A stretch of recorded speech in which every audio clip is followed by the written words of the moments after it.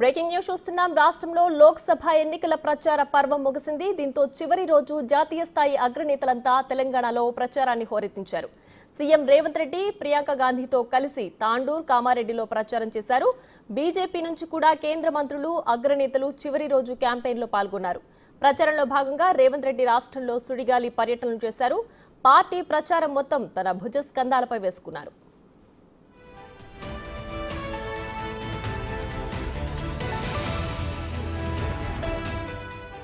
April 6న తుక్కుగూడలో జరిగిన జనజాతర సభతో తన ఎన్నికల ప్రచారం మొదలుపెట్టి మొత్తం 27 రోజుల్లో 57 సభలు, కార్నర్ మీటింగ్లు, రోడ్ షోలతో ప్రచారాన్ని హోరెత్తించారు. కొన్నిసార్లు ఒక్కరోజే వివిధ నియోజకవర్గాల్లో 4-5 మీటింగ్లో పాల్గొన్నారు. ఆయనతో కలిసి కాంగ్రెస్ చీఫ్ మల్లికార్జున ఖర్గే, రాహుల్ గాంధీ కూడా కొన్ని సభల్లో పాల్గొన్నారు.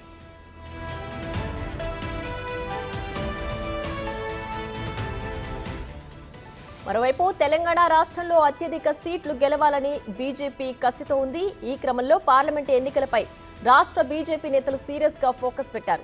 అందులో భాగంగా బీజేపీ అగ్రనేతలను రంగంలోకి దింపారు.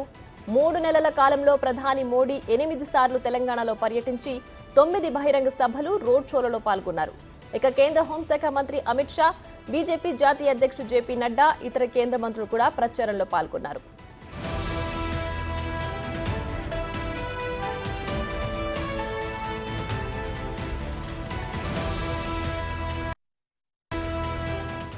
బీఆర్ఎస్ నుంచి కేసీఆర్ బస్సు యాత్ర చేస్తూ ప్రచారం చేశారు. మాజీ మంత్రులు కేటీఆర్, హరీష్ రావు కూడా ఆయా పార్లమెంటు సెగ్మెంట్లలో క్యాంపెయినింగ్ చేశారు. 16 రోజుల వ్యవధిలో 13 నియోజకవర్గాల్లో కేసీఆర్ పర్యటించగా 16 నియోజకవర్గాల్లో 82 రోడ్ షోలు, సభల్లో కేటీఆర్ ప్రసంగించారు. ఇక హరీష్ రావు సైతం 16 నియోజకవర్గాల్లో 69 సభలు, సమావేశాలు, రోడ్ షోలకు ఆకట్టుకున్నారు. ఇలా కాంగ్రెస్, బీఆర్ఎస్, బీజేపీ పార్టీలు రాష్ట్ర వ్యాప్తంగా విస్తృతంగా పర్యటించి ప్రజలకు ఈ రోజు చివరిసారిగా తమ హామీల చిట్టా వినిపించనున్నారు.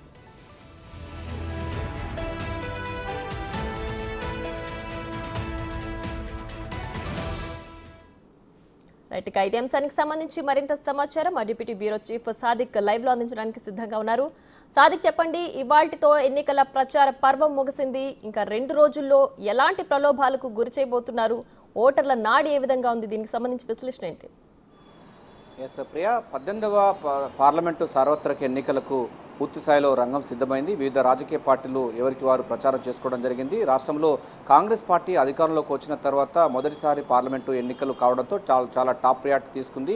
రాష్ట్రంలో 17 పార్లమెంటు నియోజకవర్గాలు గాను 15 స్థానాలు గెలుచుకునే లక్ష్యంగా పీసీసీ చీఫ్ ముఖ్యమంత్రి రేవంత్ రెడ్డి తన వ్యూహాలను మరింత పదును పెట్టి ఈ ఎన్నికల ప్రచారంలో అన్ని తానే కూడా నడిపినటువంటి సందర్భం కనబడుతుంది. మొత్తం 27 రోజుల్లో 57 సభలు, సమావేశాల్లో కార్నర్ మీటింగ్ కానీ అదేవిధంగా ఇతరత్ర సంబంధించిన దాంట్లో కూడా ముఖ్యమంత్రి రేవంత్ రెడ్డి చాలా గుక్కు తిప్పుకోకుండా ప్రచారంలో భాగస్వాములు కావడం అన్నది ఈ ఎన్నికల్లో టాప్గా చెప్పవచ్చు. అంతేకాకుండా ఏఐసీసీ అగ్రనేతలు, ఏఐసీసీ కార్యవర్గం పూర్తి స్థాయిలో గత నెల 6వ తారీఖు రోజు తుక్కుగూడలో ఏఐసీసీ మేనిఫెస్టో 5 న్యాయ 25 గ్యారంటీలను విడుదల చేసి తెలంగాణ రాష్ట్రం చెల్లి కూడా ఎన్నికల సమర శంఖారావాన్ని పూరించింది. ప్రధానంగా ఇప్పటికే రాష్ట్రంలో కాంగ్రెస్ ప్రభుత్వం అమల్లో కాంగ్రెస్ ప్రభుత్వం ఉంది. ఇక్కడ రాష్ట్రంలో 6 గ్యారంటీ స్కీమ్స్ అమలవుతున్న నేపథ్యంలో కేంద్రంలో కూడా కాంగ్రెస్ ప్రభుత్వం అమలు అధికారంలోకి వచ్చిన తర్వాత 6 గ్యారంటీలు 25 అంటే 5 న్యాయ 25 గ్యారంటీసు 5 న్యాయాలు అంటే దానిలో సమన్యాయంలో భాగంగా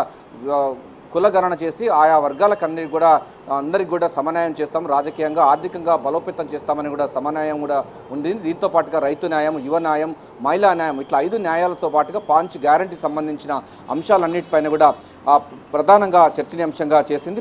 ఇదే సంబంధించినటువంటి టాప్ ప్రియారిటీగా చెప్పవచ్చు. ముఖ్యమంత్రి రేవంత్ రెడ్డి తన యొక్క వ్యూహాలను మరింత పదును పెడుతూ ఎప్పటికప్పుడు వివిధ నియోజకవర్గాల్లో భారీ బహిరంగ సభలు ఏర్పాటు చేశారు, కార్నర్ మీటింగు, అదేవిధంగా రోడ్ షోలు నిర్వహించి ప్రజలను ఆకట్టుకునే విధంగా, ఓటర్లను ఆకట్టుకునే విధంగా టాప్ ప్రియారిటీ ఇచ్చారు. అంతేకాకుండా ఈసారి పార్లమెంటు ఎన్నికల్లో అతి ముఖ్యమైనది చూసినట్లయితే మొత్తం 5 న్యాయ 25 గ్యారంటీ సంబంధించినటువంటి దాంట్లో చూసినట్లయితే ప్రధానంగా ఇప్పటికే ఈ ఒకవైపు గ్యారంటీస్ అంటే మేనిఫెస్టోను అమలు పరుస్తూనే మరోవైపు బీజేపీ కనుక మరోసారి కనుక అధికారంలోకి వస్తే రాజ్యాంగాన్ని మారుస్తారు, రిజర్వేషన్లు రద్దు చేస్తామని కూడా ముఖ్యమంత్రి పీసీసీ చీఫ్ రేవంత్ రెడ్డి మాట్లాడడం అనేది దేశవ్యాప్తంగా సంచలనంగా మారింది. ఈ యొక్క మొత్తం పూర్తి స్థాయిలో కూడా ఈ యొక్క 18వ లోక్సభ ఎన్నికలకు బీజేపీని కార్నర్ చేసే విధంగా ముఖ్యమంత్రి